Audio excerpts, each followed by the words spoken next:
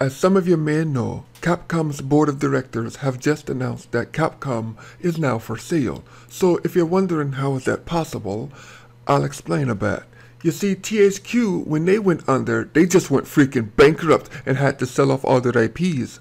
Capcom, on the other hand, isn't in that situation yet. Instead, what they wish to have is some super rich fucker come in and buy the whole company lock, stock, and barrel by buying a majority percentage of the shares in the company.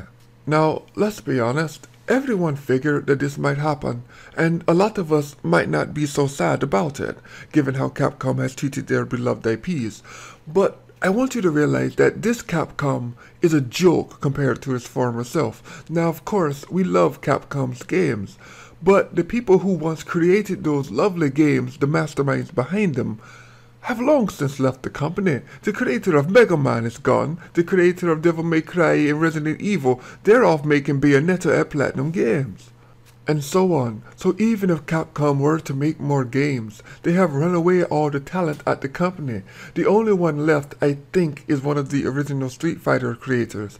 And this just goes to show that no matter how much we love a game series, if you take away the mind behind it, it usually turns to shit.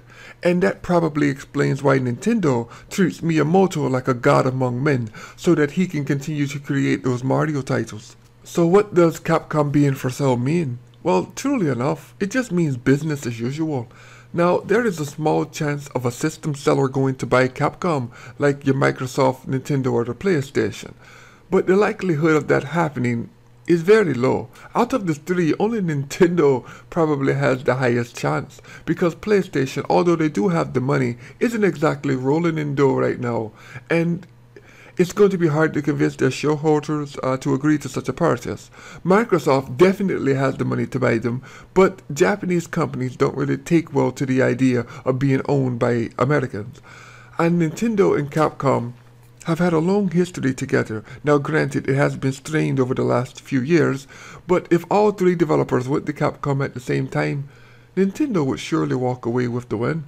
Now, some people have said that maybe Amazon or Google might try to buy them, but then again we fall back into the same thing of being owned by Americans. Truly enough, I expect Capcom to continue their tradition of making bad decisions, and instead of allowing a super publisher to come in and buy the company, Capcom will keep screwing themselves over and force the company to go bankrupt and then be forced to start selling off their IPs individually.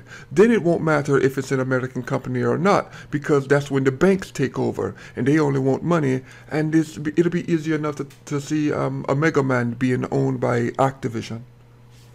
Anyway, I talked long enough again. You all have a blessed day.